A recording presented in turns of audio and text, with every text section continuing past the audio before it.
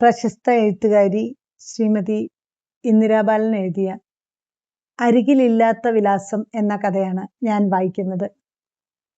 അരികിലില്ലാത്ത വിലാസം. ബംഗളൂരുവിലെ 20 നിലയുള്ള ഒരു അപ്പാർട്ട്മെന്റിന്റെ 19ാം നിലയിലാണ് അനന്യയുടെ ഫ്ലാറ്റ്. വീട്ടിൽ അവൾക്കൊപ്പം എല്ലാം ഉണ്ടായിരുന്നു. പലപ്പോഴും അതെല്ലാം കൂടുതലല്ലേ എന്ന തോന്നൽ അവളിൽ ഉളവാക്കിയിരുന്നു. എത്രയോ പുസ്തകങ്ങൾ, വരച്ച ചിത്രങ്ങൾ, അവാർഡുകൾ, ഒപ്പം നിശബ്ദതയും അടയിരിക്കുന്നു. ആ നിരയിൽ നിശബ്ദത മാത്രം അല്പം മുമ്പിലായിരുന്നു. അനന്യ ഒരു ഡിജിറ്റൽ പത്രത്തിലെ കോളമിസ്റ്റ് ആയിരുന്നു. ദിവസവും അവളുടെ വാക്കുകൾ എത്രയോ പേർ വായിക്കും. പുതിയ കാലത്തെ ലൈക്കുകൾ, കമന്റുകൾ, ഷെയറുകൾ എല്ലാം കണക്കിലും കൂടുതൽ. പക്ഷേ അനന്യയ്ക്ക് നേരിട്ടുള്ള സൗഹൃദങ്ങൾ വളരെ തുച്ഛമായിരുന്നു. ഓൺലൈനിൽ മാത്രം ആനന്ദം കണ്ടെത്തുന്ന വർത്തമാനകാലം. നേരിട്ടുള്ള മനുഷ്യബന്ധങ്ങൾ മുറിഞ്ഞുകൊണ്ടിരിക്കുന്നു.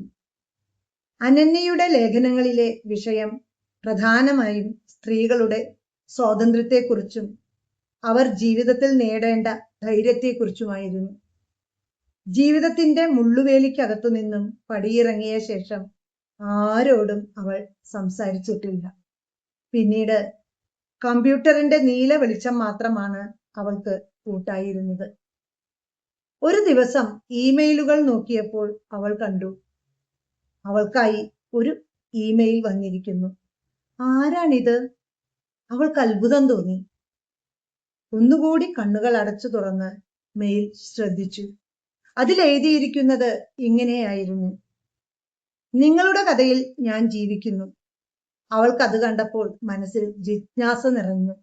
ആരാണ് മെയിൽ അയച്ചിരിക്കുന്നതെന്ന് ഉദ്യോഗത്തോടെ നോക്കി. പക്ഷേ പേരില്ലായിരുന്നു. ആ സ്ഥാനത്ത് അഡ്മിൻ ഓൺലി എന്ന് മാത്രം കാണുന്നു.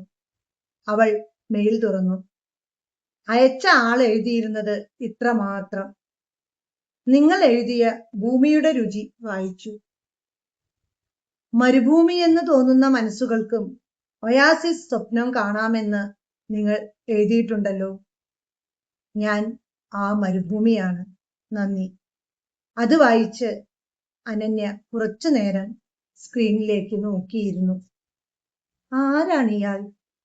അവളുടെ മനസ്സിൽ ചോദ്യമുണർന്നു. എന്തുകൊണ്ടാണ് തന്റെ വരികളിൽ സ്വന്തം ജീവിതത്തെ കണ്ടെത്തിയത്? അവൾ മറുപടി അയച്ചു, നിങ്ങൾ ആരാണ്? അടുത്ത ദിവസം മറുപടി വന്നു, ഞാൻ ആരുമല്ല. നിങ്ങൾ എഴുതുന്ന വരികൾക്കിടയിലുള്ള ശൂന്യതയാണ്. ആ മറുപടി അനന്യയെ തൃപ്തിയാക്കിയില്ലെങ്കിലും അതിലൊരു അദൃശ്യ സ്നേഹത്തിന്റെ കാന്തിക വലയം ഉള്ളതുപോലെ തോന്നി. അവൾ എഴുതി തുടങ്ങി.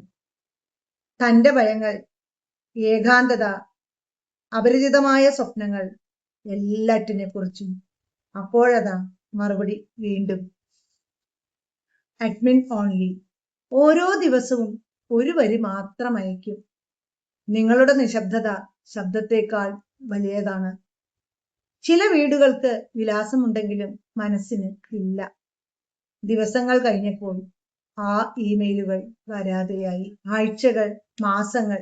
അവളുടെ കാത്തിരിപ്പ് വൃഥാവിലായി. ഒറ്റയ്ക്ക് ജീവിച്ച് പരിചയമായ തനിക്ക് എന്തിനാണ് പ്രതീക്ഷയുടെ തിരുനാളങ്ങളുമായി ഇങ്ങനെയൊരു മെയിൽ വന്നത്?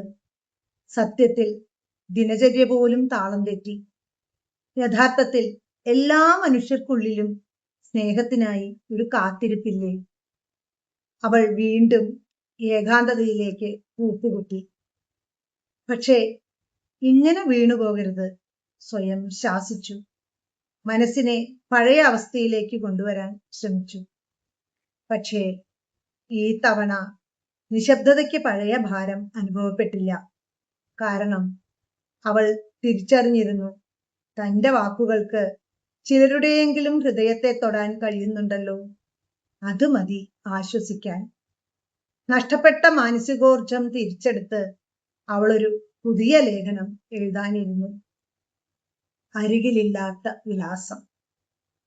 അതിൽ അവൾ കുറിച്ചു, നമ്മൾ ഒരിക്കലും കാണാത്ത ആളുകളാണ് ചിലപ്പോൾ നമ്മുടെ ജീവിതത്തിലെ ഏറ്റവും അടുത്തവരാകുന്നത്.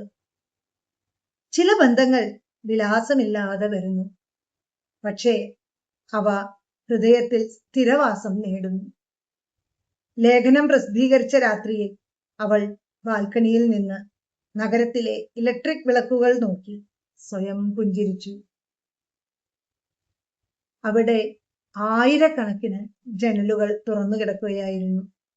ഓരോ ജനലിന്റെയും പിന്നിൽ ഓരോ കഥയുണ്ടെന്ന് അവൾക്ക് തോന്നി.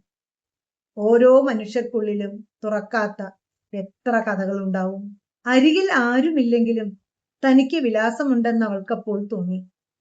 അവളുടെ വാക്കുകൾക്ക് പലരുടെയും അരികിൽ സ്ഥാനമുണ്ടെന്നും മനസ്സിലായി.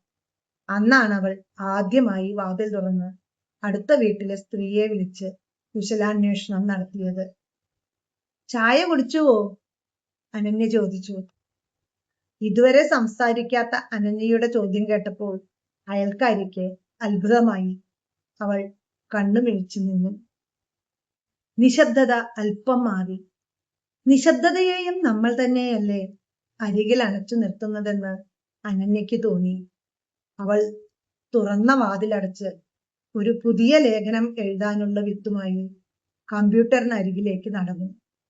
പ്രത്യക്ഷത്തിൽ അടഞ്ഞതെങ്കിലും ആന്തരികമായ ചില ജീവിതങ്ങളിൽ നിന്നായിരിക്കാം അക്ഷരങ്ങളുടെ പ്രകാശനാളം വീഴുന്നത്. നന്ദി.